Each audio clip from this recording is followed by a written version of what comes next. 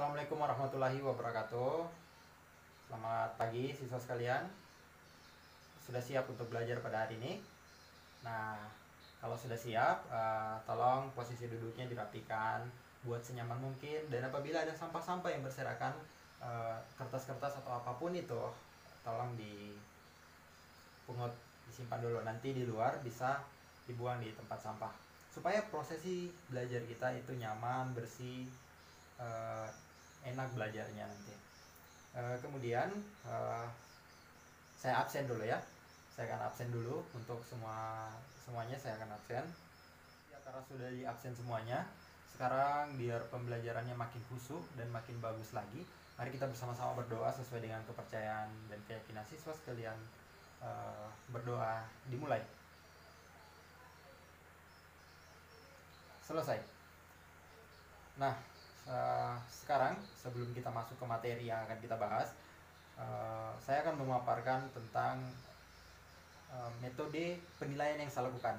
Jadi dalam pembelajaran sejarah kali ini kita akan melakukan penilaian dengan dua aspek. Yang pertama melakukan tes, jadi akan ada tes tertulis nantinya. Tes ini berupa ulangan harian, materi-materi yang sudah kalian pelajari akan kita buat ulangan hariannya. Kemudian ada yang penilaian non-tes. Dalam penilaian non-tes ini nantinya saya akan mengamati perilaku siswa sekalian, kerapian, kesopanan, dan segala aktivitas kalian selama dalam kelas. Baik siswa sekalian, adapun materi yang akan kita bahas pada semester kali ini adalah perlawanan terhadap kolonialisme di Indonesia. Nah, untuk apa kita membahas tentang perlawanan kolonialisme ini? Yaitu tujuannya untuk menganalisis bagaimana latar belakang perlawanan daerah, kemudian mengetahui tokoh-tokoh dan strategi perlawanan mereka terhadap kolonialisme pada zaman itu. Untuk model pembelajaran sendiri kita akan buat diskusi, nanti akan dibagi 4 kelompok. Dalam 4 kelompok kita akan diberikan materi, 2 kelompok akan membahas satu materi yang sama, kemudian didiskusikan masing-masing kelompoknya.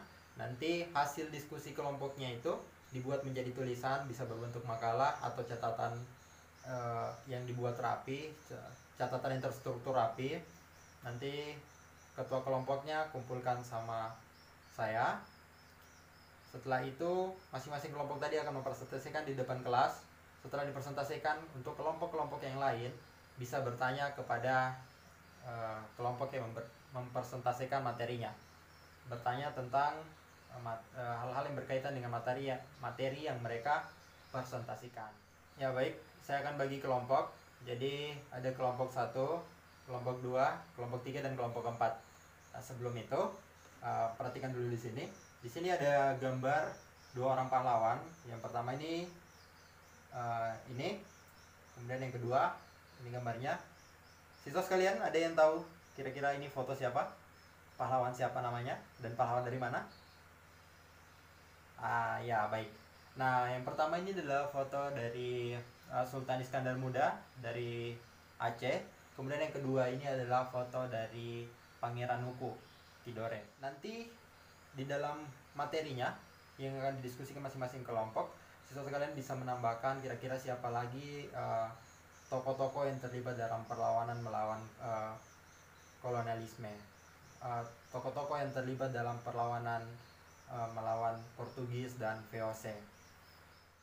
Karena tadi sudah dibagi kelompok, sekarang untuk kelompok 1 dan 2 itu materinya akan membahas tentang perlawanan Aceh melawan Portugis dan VOC, dan kelompok 3 dan 4 akan membahas materi Maluku angkat senjata. Paham sampai di sini? Ya, silakan masing-masing materinya dicari, didiskusikan, kemudian dibuat tulisannya. Nanti ketua-ketua kelompoknya kumpulkan kepada saya, dan kita akan pilih siapa yang akan mempresentasikan materinya duluan di depan kelas. Nanti untuk kelompok-kelompok yang belum mempresentasikan bisa menjadi peserta diskusi dan bertanya. Setelah sesi bertanya bisa bertanya kepada kelompok yang melakukan presentasi materinya. Nah, karena tadi masing-masing kelompok telah mempresentasikan materinya, di mana kelompok 1 dan 2 mempresentasikan tentang perlawanan Aceh kepada Portugis dan VOC, dan kelompok 3, 4 mempresentasikan materi Maluku angkat senjata, mana di situ ada Ternate dan Tidore ya. Apakah dalam materi ini masih ada yang belum dipahami atau semuanya sudah paham tentang dua materi ini? Ya, karena semuanya sudah paham, jadi bisa kita simpulkan bahwa ternyata perjuangan rasa cinta kepada tanah air itu telah ada pada zaman dahulu, tapi perjuangannya masih berbentuk kedaerahan. Jadi masing-masing berjuang untuk mempertahankan tempatnya, daerahnya, dan di timur mempertahankan tempatnya, di selatan mempertahankan tempatnya, yang kemudian perlahan mulai terorganisir dan menjadi satu, membentuk perjuangan bersama sampai merdekalah Indonesia pada tahun 1945. Nah, manfaat dari kita mempelajari ini agar kita bisa mengetahui bagaimana semangat para pejuang-pejuang dulu dan siapa saja pejuang-pejuang yang kita tidak boleh lupakan. Karena kata Soekarno, jas merah, jangan sekali-kali melupakan sejarah. Sejarah di masa lalu akan menjadi pembelajaran untuk masa sekarang dan kita menata masa depan yang lebih baik. Nah, jadi untuk itu, dengan semangat yang kita pelajari dari leluhur-leluhur kita, para pejuang-pejuang bangsa zaman dahulu, mari kita bersama-sama untuk terus menjaga rasa cinta kepada tanah air dari dominasi kekuatan asing. Ya, sekiranya seperti itulah pertemuan kita pada hari ini.